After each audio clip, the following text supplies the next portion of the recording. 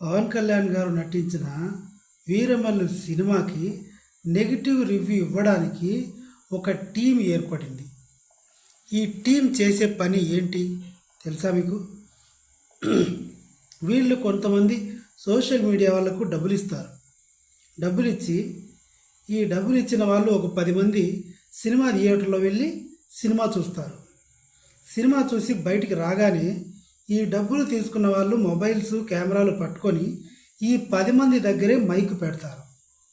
ఈ 10 మంది ఖచ్చితంగా నెగిటివ్ చేయడానికి సినిమా తొబ్బింది, పవన్ కళ్యాణ్ సినిమాలకి పనికిరాడు, బాబుకి తొత్తు, బీజేపీకి కూలి పని చేస్తాడు, ఒక లేబర్లాగా పనిచేస్తాడు, ఇంతకు తప్ప సినిమాలకి పనికిరాడు, గ్రాఫిక్స్ దొబ్బింది, విఎఫ్ఎక్స్ లేదు, పర్ఫార్మెన్స్ లేదు, ఇలాంటి నెగిటివిటీని స్ప్రెడ్ చేస్తారు.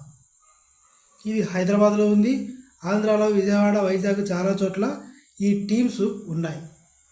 ఎవరు ఈ టీమ్స్ అంటే యాంటీ ఫ్యాన్స్ కావచ్చు, పొలిటికల్గా పవన్ కళ్యాణ్ గారికి ఉన్న శత్రువులు కావచ్చు, వైసీపీ వాళ్ళు కూడా కావచ్చు. ఎందుకు జూనియర్ ఎన్టీఆర్ ఫ్యాన్స్ కూడా కొంతమంది సరిపోని వాళ్ళు ఉన్నారు. ఇది జరిగే ముచ్చట. ముందుగానే డబ్బులు ఇచ్చి సోషల్ మీడియా వాళ్ళకి ఈ 10 మంది ఎవరైతే థియేటర్లోంచి బయటకు వస్తారో ఆ స్పాట్లోకి వీళ్ళు వెళ్ళి కావాలనే వాళ్ళకు మాత్రమే మైక్ ఇస్తారు. వాళ్ళను మాత్రమే సినిమా ఎలా ఉంది అని క్వశ్చన్ చేస్తారు. సినిమాలో ప్లస్లు ఏంటి, మైనస్లు ఏంటి అని అడుగుతారు.